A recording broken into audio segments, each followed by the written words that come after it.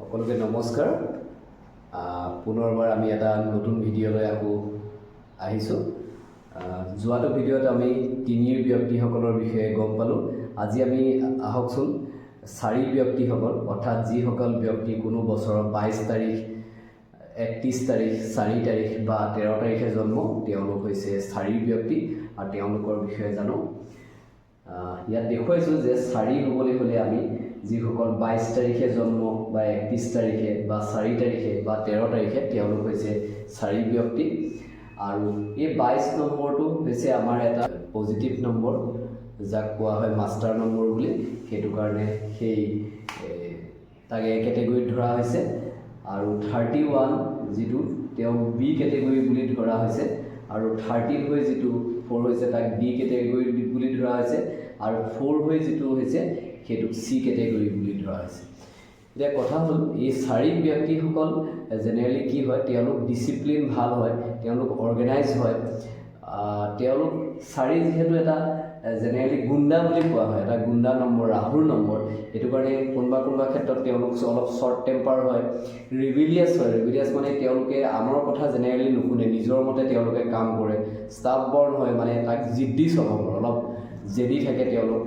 আৰু যিটো কৰিম বুলি কয় কৰেই, আৰু যাক ভাল পায় তেওঁলোকক ভাল পায়, আৰু যাক বেয়া পায় তেওঁলোকে হয়তো পটককৈ ক্ষমাও কৰিব নিবিচাৰে। তেওঁলোকক অলপ জেদি স্বভাৱৰ হয়, ইম্পালচিভ হয়। আৰু কিছুমানৰ ক্ষেত্ৰত পাৰ্টি লভাৰ, তেওঁলোক পাৰ্টি লভাৰো দেখুওৱা পায়, যেনে তেনে তেওঁলোকে পাৰ্টি চাৰ্টি কৰি ভাল পায়। পলিটিক্স লাইনতো তেওঁলোক কিছুমান জেগাত পলিটিকেল লাইনতো থকা দেখিবলৈ পোৱা যায়।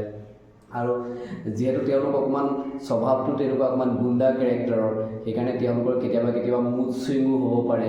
আৰু তেওঁলোকৰ কিছুমান ব্যক্তিৰ ক্ষেত্ৰত এডিকশ্যনো, কিছুমান ভালেই হওক বা বেয়াই হওক, কিছুমান এডিকশ্যন তেওঁলোকৰ থাকিব পাৰে বা এডিকশ্যন থাকে।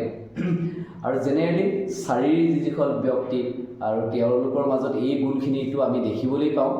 আৰু কিন্তু 13, 22 আৰু 31 হৈ যিসকল ব্যক্তি 4 হৈছে, তেওঁলোকৰ ক্ষেত্ৰত অকণমান ভেৰিয়েশ্যন আমি দেখিবলৈ পাওঁ।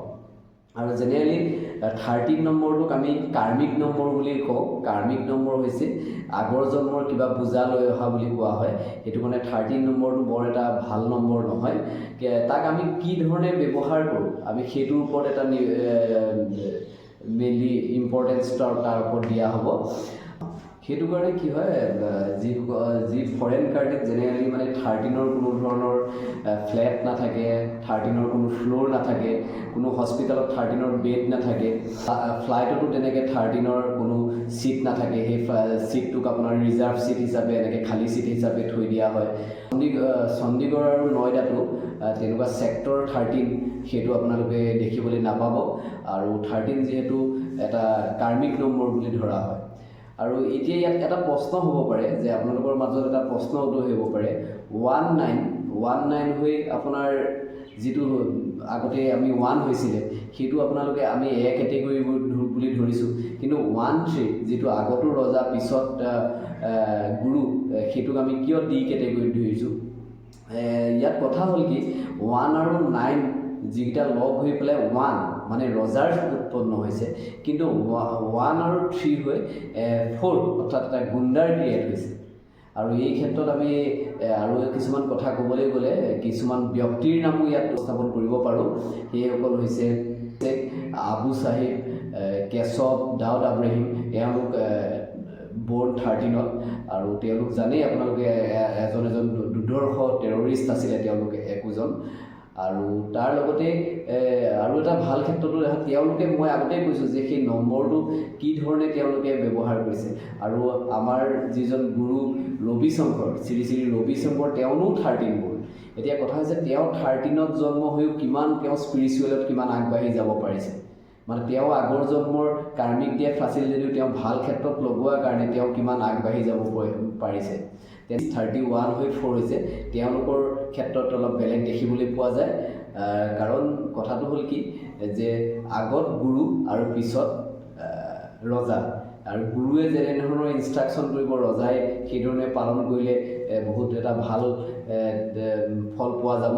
আৰু সেইসকল ব্যক্তিৰ ক্ষেত্ৰত আমি বি কেটেগৰীত আমি ধৰিছোঁ 31 হৈ যিখিনি সৰু হৈছে সেইখিনি বি কেটেগৰী জেনেৰেলি আমি উদাহৰণ হিচাপে দ্ৰোণাচাৰ্য আৰু কৌৰৱৰ কথা আমি ল'ব পাৰোঁ এই ক্ষেত্ৰত উদাহৰণ হিচাপে ল'ব পাৰোঁ আৰু সেইসকল ব্যক্তিৰ ক্ষেত্ৰত অলপ পজিটিভ দেখিবলৈ পোৱা যায় এনে ক্ষেত্ৰত 22 নম্বৰ যিটো হৈছে সেইটো মাষ্টাৰ নম্বৰ ধৰক আমাৰ অমিত শ্বাহ যিজন গৃহমন্ত্ৰী অমিত শ্বাহৰ 22 বৰ্ড আৰু সেইটো ক্ষেত্ৰত তেওঁ পজিটিভলি কিমান যাব পাৰিছে তেনেধৰণে কিছুমান ব্যক্তি আমি উদাহৰণ হিচাপে লৈ আমি চাব পাৰোঁ আৰু কথা হ'ল আপোনালোকে আজি বুজি পালে যে 4 কেটেগৰী ব্যক্তিসকলৰ স্বভাৱ বা কেনেকুৱা ধৰণৰ হ'ব আৰু মই ভাবোঁ কি আপোনালোকৰ ইয়াত কোনো ৰৈ যোৱা নাই আৰু আমি আগৰ ভিডিঅ'ত আকৌ পুনৰ জানিম বাকিকেইটা নম্বৰৰ বিষয়ে গম পাম কেনেকুৱা আৰু আমি যদি বেছিকখিনি ইয়াতে ক্লিয়াৰ কৰি যাওঁ তেতিয়াহ'লে আমি নিউমাৰলজিৰ যেতিয়া আমি যিকোনো ধৰণৰ আমি চাৰ্টখন চাম